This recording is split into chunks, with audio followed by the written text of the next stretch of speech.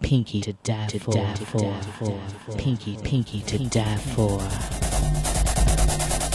Pinky to die for.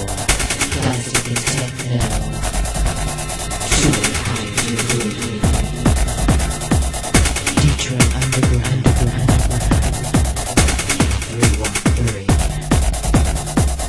Detroit underground. 313.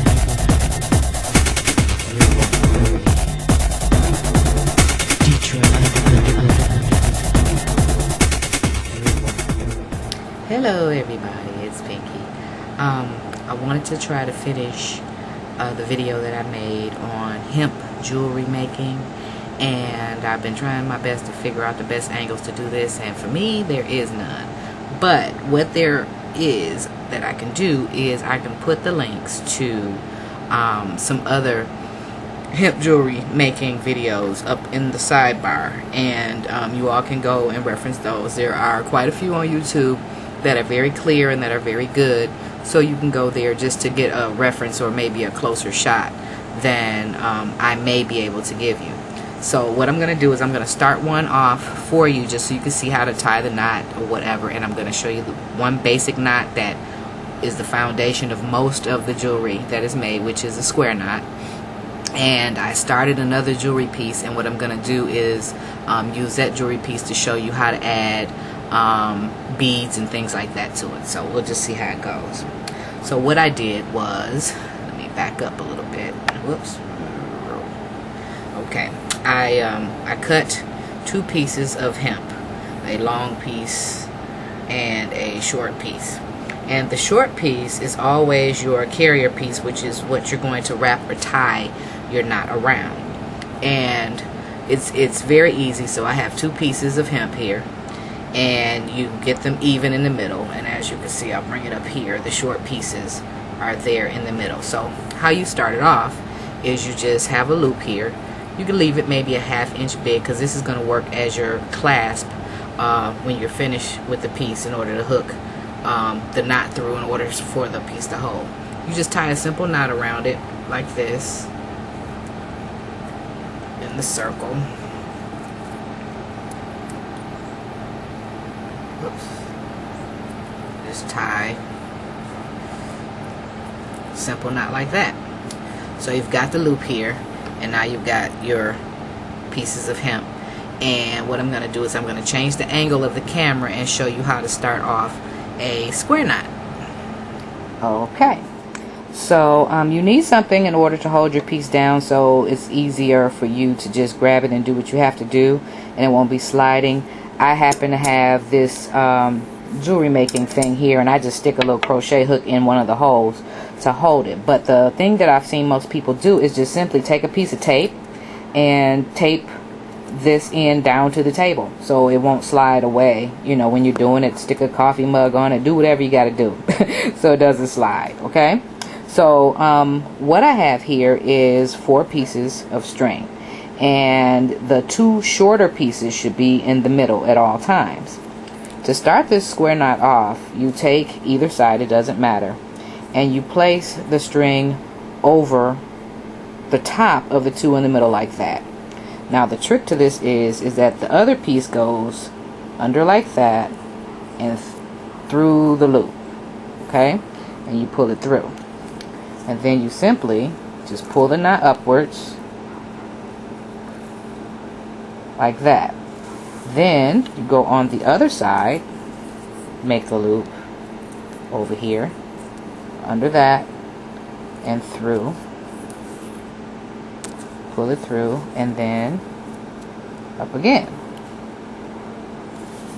And you keep repeating this as so until you have as many square knots as you need to complete your piece.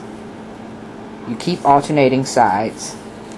If you stay in one direction with your loop that you start off, then you will be making a spiral knot, which is something that comes in handy for some patterns, just not for this one. Okay, now if you have to walk away from your piece and you forget where you are, you'll see on the side there's a bump or line here, wherever your line is the side in which you're going to loop next, or to make the loop with. That's how you know where you are. Okay, so we have done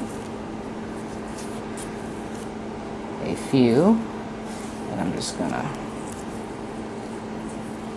do another one here.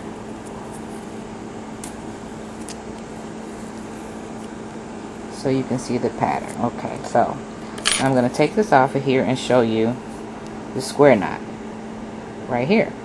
And you just keep going down as long as you need in order to make your bracelet piece or whatever.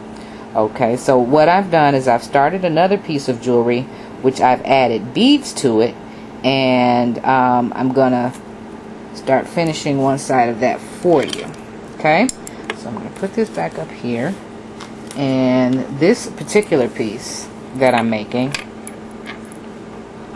can I zoom out anymore?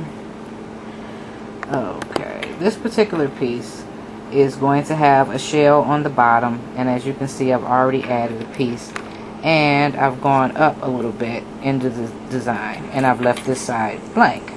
So, okay, what I need to do is do more to this side here, so I'm going to stick this on here to hold it, and the two carrier pieces that are in the middle is what you're going to thread your bead onto.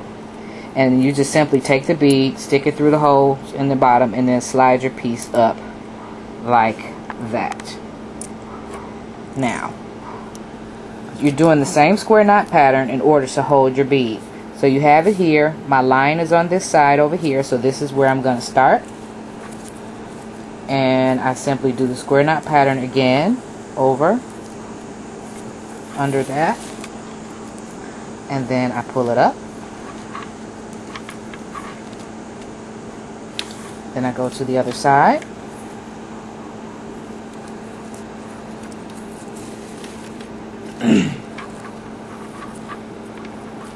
like so.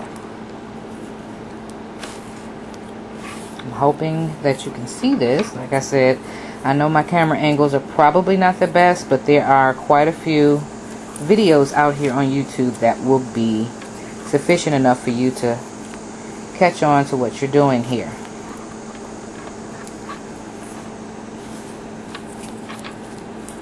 I'll do these a little bit more quickly now.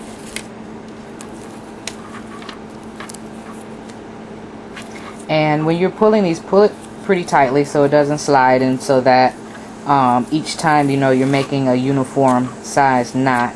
You don't want your piece to look gunky and all of that. Alright, so now I've completed several square knots on this side.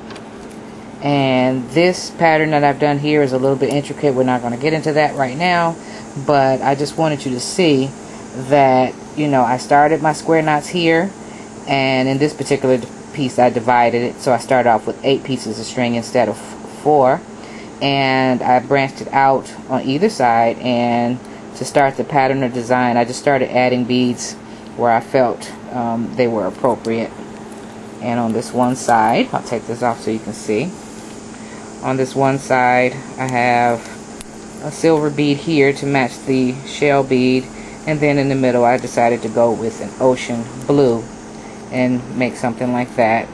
And then I've gotten this far where I put another bead at this end, and from here on out I'll just keep doing a square knot until it's long enough to complete a whole necklace on both sides, and then at the end I'll have to make the finishing knot. And to do that, all you do is the same basically as how you started the other knot, except for you just take the string and then pull it through and make a knot.